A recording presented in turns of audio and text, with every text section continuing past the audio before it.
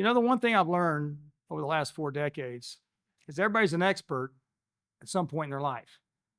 Whether you're right or whether you're wrong, whether you really have the expertise and the knowledge, or whether you just throw a dart at the board and say, you know what, I hit a bullseye because I was lucky.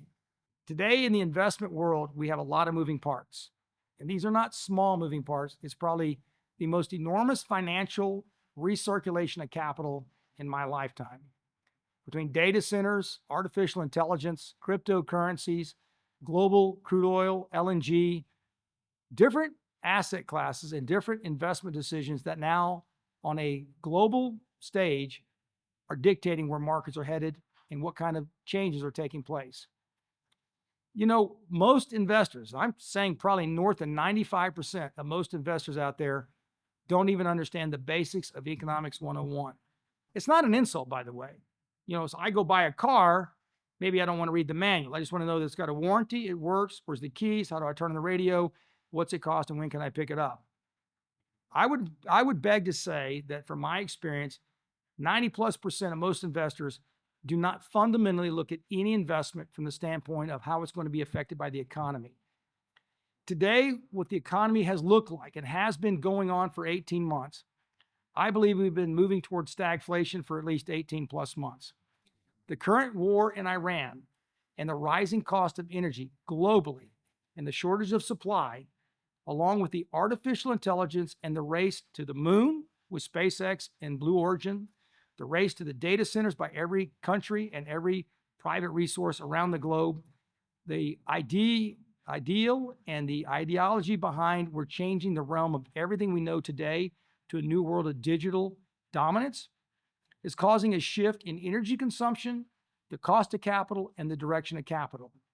You got to remember, at any given point in time, there's only so much wealth on the planet Earth. And if you take a small slice of that wealth and it was going in one direction, let's say cryptocurrency, and everybody that's in cryptocurrency decides, that horse has been played out. It's run as fast as it can run. I'm going to switch horses and I'm going to chase data centers or AI or software or integration or manufacturing or some other asset class. Although the asset itself may grow in value based on supply and demand, it's still an extraction of some type of capital from one asset class to the next. Somebody grows, somebody shrinks. When you start looking at something like energy cost, the one thing that's clear is generally energy is a destructive part of the economy. You don't have anything left once you burn that energy. You've used up oil, gas, you've used up the energy from a solar panel today, although it's replenished tomorrow. Energy is a consumer of net profit. It is a consumer and consumptive element of a financial system. Cheaper energy allows broader profits and much more aggressive capital deployment as it becomes cheaper and cheaper to put ideas to work. Today, because of the Iranian war, what we now are seeing is we're seeing energy become a dominant force in economic decisions. Many of the data centers are now scratching their heads saying, wait a minute, if we don't have cheap energy, the financial model doesn't work. If energy continues to rise and the Iranian war doesn't get over with, we're going to see inflation. And inflation's already here, by the way. They're just not telling us. I see it. It's been here. It never went away. You're not going to see interest rates go lower. I think the president has no argument for lowering interest rates. Okay, Warsh is going to have a tough time convincing anybody that lowering interest rates makes any sense whatsoever. What we're really looking at is, could we see the possibility of rising interest rates by the fourth quarter of 2027? I would say that's probably on the table.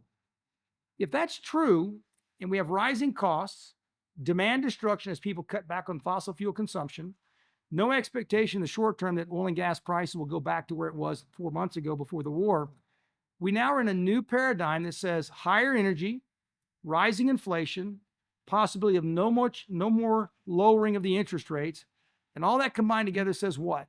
Maybe a flat to even economic growth with rising costs, which is stagflation.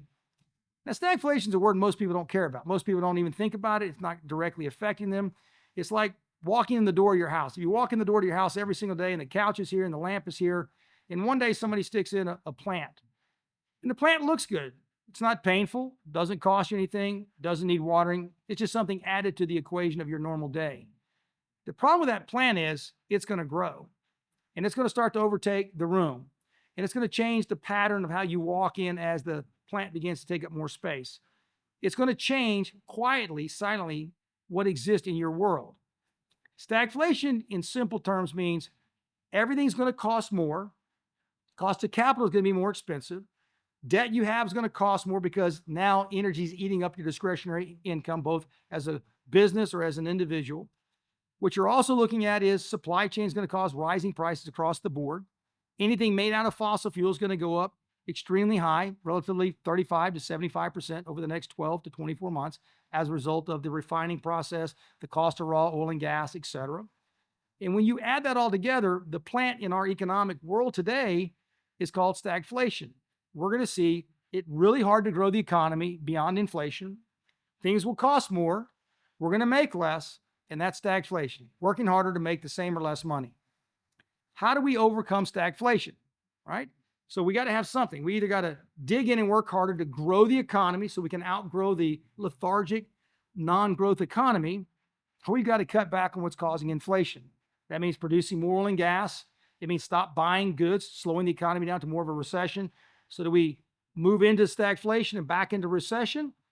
Way beyond my skill sets. What I know today is you show me one thing that costs less today than it did 90 days ago or even a year ago, I'd like to see it. If you take a look at projections, looking at making orders and placing orders for things you need for your business, all I see from the quotes I'm getting is it's up 30, 50, 70% from what it was 90 days ago. How long does that take to wash the economy? How long does it take before banks start calling real estate loans saying that lower interest rate you were hoping and praying for doesn't exist? You've got to pay down your loan. You're out of covenants on your loan. How do the car dealerships expect to sell cars when people are saying, I'm not buying a car because of gas and consumption, the cost of capital? How long before stagflation really starts taking a bite and a cut at the U.S. economy? I think this is about oil and gas. I also think it's about economics 101. We have a problem, and it's right in front of us. Now you got to figure out how to deal with it.